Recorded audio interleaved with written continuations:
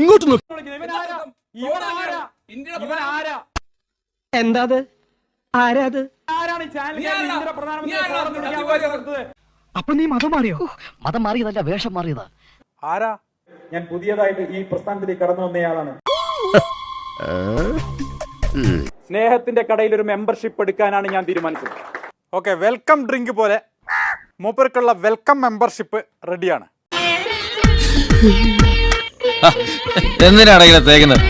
ഇവിടെ അല്ലെങ്കിൽ തന്നെ ഇവിടെ പ്രശ്നമുണ്ട്. പിന്നെ എന്തിനാ വെറുതെ സന്ദീപായിരുന്നു ഇങ്ങോട്ട് വലിക്കും?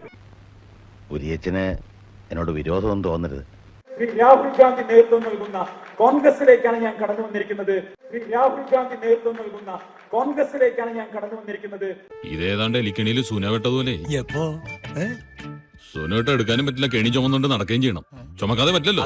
ശ്രീ രാഹുൽ ഗാന്ധി നേതൃത്വം നൽകുന്ന കോൺഗ്രസിലേക്കാണ് ഞാൻ കടന്നു വന്നിരിക്കുന്നത്. ആര് നേതൃത്വം നൽകുന്ന? രാഹുൽ ഗാന്ധി നേതൃത്വം നൽകുന്ന കോൺഗ്രസിലേക്ക് ആണല്ലേ? എല്ലാ ന്യൂ ഇയർ പാർട്ടിയും വിദേശത്ത് ആഘോഷിക്കുന്ന രാഹുൽ ഗാന്ധിക്ക് കോൺഗ്രസ് പാർട്ടിയേക്കാൾ വലുത് ന്യൂ ഇയർ പാർട്ടിയാണ്. ഭയങ്കര വെടിവെപ്പുകാരനാണ്. രാഹുൽ ഗാന്ധിക്ക് എതിരുള്ളത് മുഴുവൻ സെൻസർ ചെയ്തിട്ട് കൊടുക്കുന്നൊന്നുമില്ലല്ലോ. നമ്മൾ അങ്ങനെ ചെയ്യോ സന്ദീപേട്ട? സന്ദീപ് പോയി ആശംസകൾ നേരാം.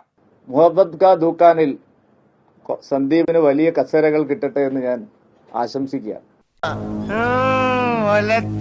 ഒന്ന് നിർത്തണോ തന്റെ ഈ പുളു?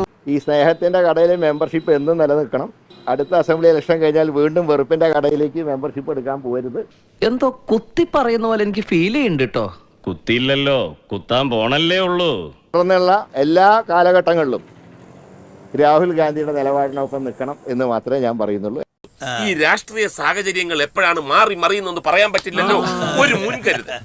ഈ മുരളേട്ടൻ കംപ്ലീറ്റ് ഓക്കെ അല്ല, ഒന്നും കൂടി ശ്രമിച്ചോക്കാം. പക്ഷെ നാലാമതൊന്നും കൂടിയുണ്ട്, കെ മുരളീധരൻ. കടല്, ആന, മോഹൻലാൽ, കെ മുരളീധരൻ, ഈ 4 പേരെ എത്ര കണ്ടാലും മലയാളികൾ മടുക്കില്ല. Okay, മുരളിയേട്ട happy. ഒരു സംഭവവികാസം ഉണ്ടാകുമ്പോൾ ചിലർക്ക് ചില അഭിപ്രായ വ്യത്യാസങ്ങളുണ്ടാകും. ഞാൻ ചിലത് തുറന്നു പറയുന്ന ആളാണ്. അയാൾ നമ്മൾ വിചാരിച്ച ഒരു കച്ചവടക്കാരനല്ല.